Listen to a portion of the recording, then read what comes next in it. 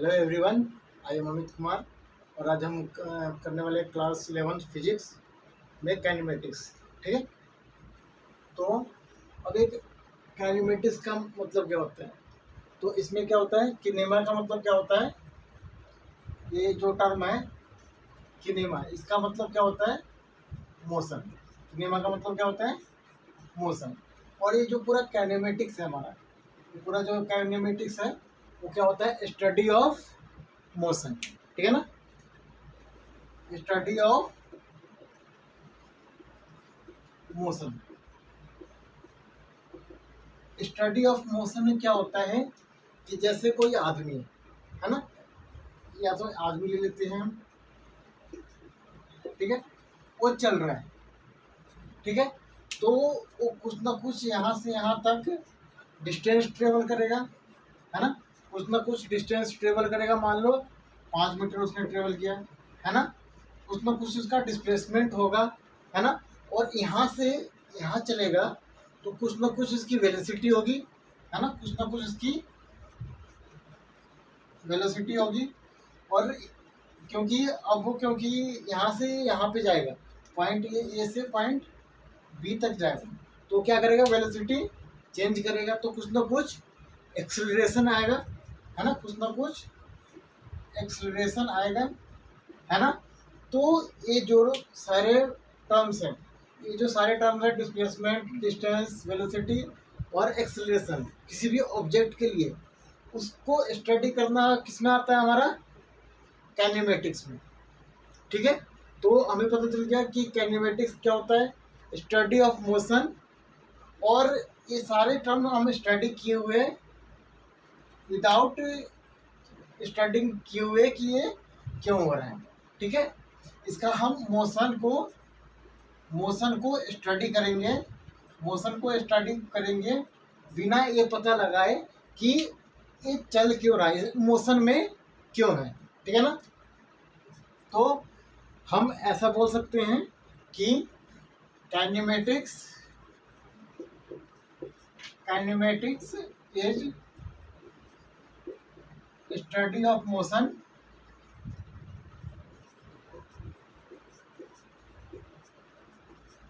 Without studying it's cause, कि ये चल रहा है आदमी तो क्यों चल रहा है। ठीक है, kinematics is study of motion without studying it's cause. ठीक है, अब एक हमारा नया टर्म आ रहा है, इमोशन। इमोशन का मतलब क्या होता है, तो जो ये मोशन है वो क्या है, रिलेटिव टर्म है। मोशन जो है हमारा रिलेटिव टर्म होता है, नोट कर लीजिए इसको।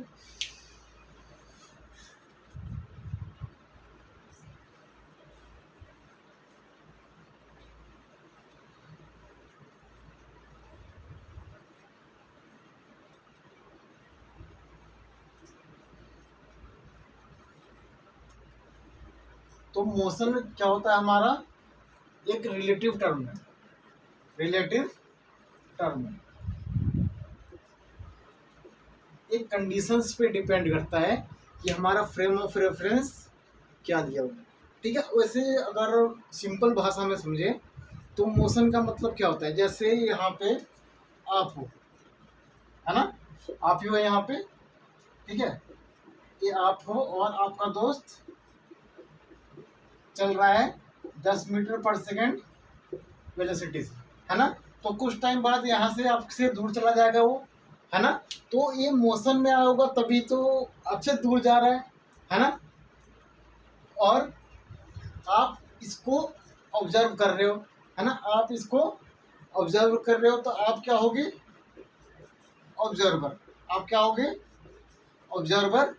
और एक जो आपका दोस्त बी है, जो ये क्या होगा, ऑब्जेक्ट। ठीक है, आप होगे ऑब्जर्वर और ये बी जो होगा वो ऑब्जेक्ट होगा। ठीक है, तो अब हम क्या बोल सकते हैं कि जो आपका दोस्त है, ये आप हो, ये आपका दोस्त है, टाइम के रिस्पेक्ट में अपना पोजीशन चेंज कर रहा है, यानी ये क्या है, ये जो है ये मोशन में है ना। तो हम ऐसा बोल सकते हैं कि जो मोशन क्या होता है, change in position of object, है ना, विद रिस्पेक्ट टू टाइम, है ना, change in position of object with respect to time. तो हम लिख सकते हैं ऐसा कि motion is change in position of object with respect to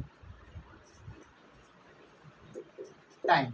ठीक है, तो हमारा ये सिंपल मतलब हुआ मोशन क्या होता है कि कोई भी ऑब्जेक्ट किसी के दूसरे के रिस्पेक्ट में पोजीशन चेंज कर रहा होगा तो वो क्या होगा, मोशन में होगा, है ना।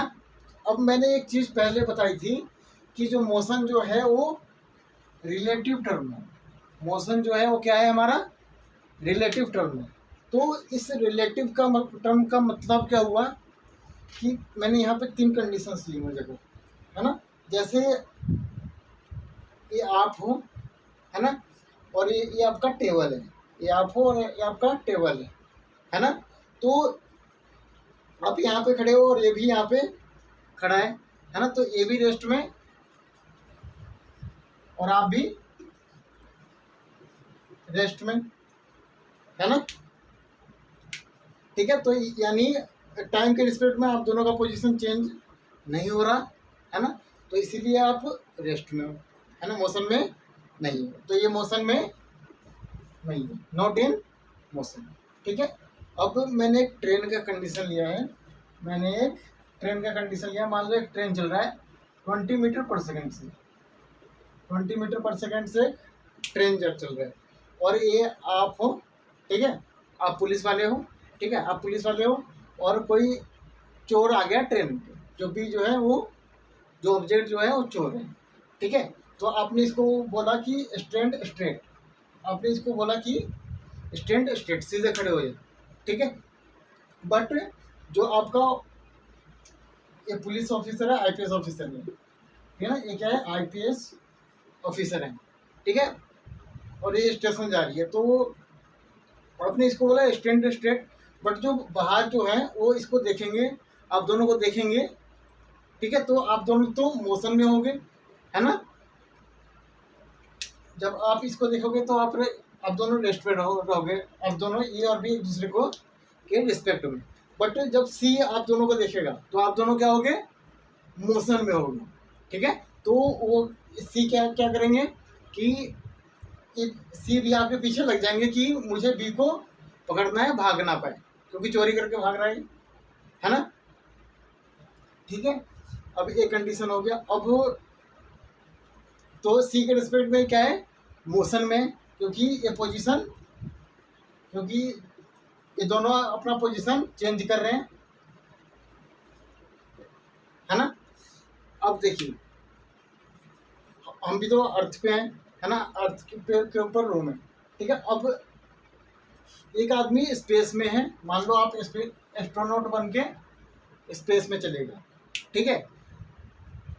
अब आप अर्थ पे देखोगे, अर्थ को देखोगे तो आपके रिस्पेक्ट में ये मोशन में होगा। बट जब जो आदमी अर्थ पे होगा, मान लो कोई आदमी डी है, ठीक है, वो अर्थ पे है, तो अर्थ से अर्थ को ही देखेगा तो क्या लगेगा उसको कि रेस्ट में है ना। बट आप अर्थ को देखोगे तो वो क्या करेगा, सन के अराउंड में रोटेट भी करेगा और अपने एक्सिस में भी घूमेगा, है ना। तो इसको क्या लगेगा कि ये मोशन में है, क्योंकि अर्थ इसके रिस्पेक्ट में पोजीशन अपना चेंज कर रहा है, ठीक है। तो ये क्या होता है, मोशन का मतलब, और मोशन क्या होता है, रिलेटिव टर्म होता है, ठीक है।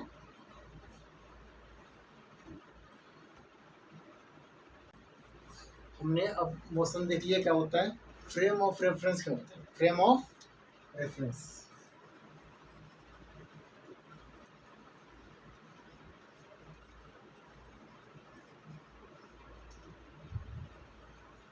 ठीक है। अब हमने देखा था कि कोई आदमी ए था जो आप हो, और कोई बी है ना, जो कि चल रहा है। ठीक है, तो अब आप देख रहे हो तभी तो ये चल रहा है। अगर आप यहाँ पे ना होते, अगर आप यहाँ पे ना होते तो किसको पता चलता है कि ये चल रहा है या फिर रुका हुआ है ना, या फिर रेस्ट में है? किसको पता नहीं चलता ना, है ना, क्योंकि यहाँ पे कोई ऑब्जर्वर ही नहीं है जो इसको ऑब्जर्व कर पा रहा है ना। तो उसके लिए हमें क्या चाहिए होता है, तो उसके लिए हमें क्या चाहिए होता है, फ्रेम ऑफ रेफरेंस, ताकि हम मोशन को स्टडी कर पाएँ कि किसी दूसरे के रिस्पेक्ट में ये अपना पोजीशन चेंज कर रहे हैं। ठीक है, तो अब हमने वैसे तो फ्रेम ऑफ रेफरेंस देख लिया क्या होता है, बट हम इसको मैथमेटिकली कैसे बताएंगे कि फ्रेम ऑफ रेफरेंस हमारा क्या है। क्यों? क्योंकि जैसे फिजिक्स में, फिजिक्स का टूल क्या होता है, मैथमेटिक्स जो है लैंग्वेज ऑफ फिजिक्स है ना। फिजिक्स की लैंग्वेज क्या है, मैथमेटिक्स, है ना। तो हम इसमें कोई भी कैलकुलेशन जो है मैथमेटिकली करते हैं, है ना, मैथमेटिक्स का यूज करते हैं। और मैथमेटिक्स के लिए हमें क्या चाहिए, डाटा चाहिए होता है ना। उसके लिए हमें डाटा चाहिए होता है, जैसे एक्स कोऑर्डिनेट कितना है और वाई कोऑर्डिनेट कितना है ना। ठीक है, बट मैथमेटिक्स में टाइम और डिस्प्लेसमेंट आ जाता है, बट वो सब हमें चाहिए। तो इसीलिए हम इसका मैथमेटिकल मीनिंग क्या है, फ्रेम ऑफ रेफरेंस। तो हम क्या करते हैं कि हम मैथमेटिकल जो ग्राफ होता है ना, coordinate axis, X axis, Y axis, Z axis, उसका यूज करते हैं। ठीक है, तो हमने क्या किया, परपेंडिकुलर एक्सिस लिया, एक्स एक्सिस, वाई एक्सिस और जेड एक्सिस ले लिया, है ना। और हमने क्या किया, इसके अंदर एक क्लॉक रख दिया। ठीक है, इसके अंदर एक क्लॉक रख दिया। ठीक है, तो कोई भी आदमी किसी भी टाइम में स्टार्ट होगा और पोजीशन चेंज होगा तो हमें पता चल जाएगा। अगर इसके अलॉन्ग जा रहा है ना, तो टाइम के रिस्पेक्ट में मान लो 10 मीटर ट्रेवल किया अलॉन्ग एक्स एक्सिस, तो हमें पता चल जाएगा कि उसका पोजीशन चेंज हो गया और कहाँ से। तो हम फ्रेम ऑफ रेफरेंस हम किसको मानते हैं, जहाँ पे ये तीनों कोऑर्डिनेट मीट कर रहे हैं, तीनों एक्सिस मीट कर रहे हैं, और उसको क्या बोल देंगे हम, ओरिजिन, है ना। और ओरिजिन क्या होता है हमारा, फ्रेम ऑफ रेफरेंस। और सारे कैलकुलेशन हम इसी के रिस्पेक्ट में करते हैं। ठीक है,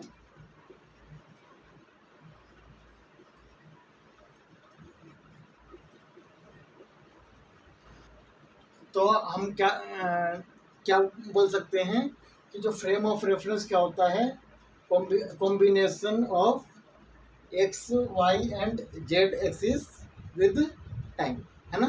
बोल सकते हैं हम कि फ्रेम ऑफ रेफरेंस क्या होता है, combination of X axis and Y axis and Z axis, और हम क्लॉक रख देते हैं, है ना। तो क्लॉक का मतलब क्या है, टाइम है ना।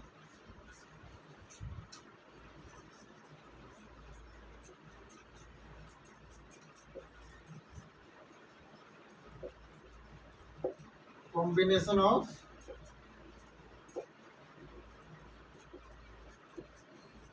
x, y and z axis with clock या फिर टाइम। तो अब हमने बहुत सारे कंडीशंस देखे थे, है ना, कि जैसे ट्रेन चल रही थी, है ना। तो ये आदमी खड़ा है और ये बी आदमी खड़ा है और ये सी है ना। तो जब ये ऑब्जर्वर इन दोनों के लिए है तो फ्रेम ऑफ रेफरेंस क्या होगा, ये इसके रेस्पेक्ट में कैलकुलेशन होगा, है ना। अगर हम इसको ऑब्जर्वर माने, इसको ऑब्जर्वर माने और इसको ऑब्जेक्ट माने, तो सारी कैलकुलेशन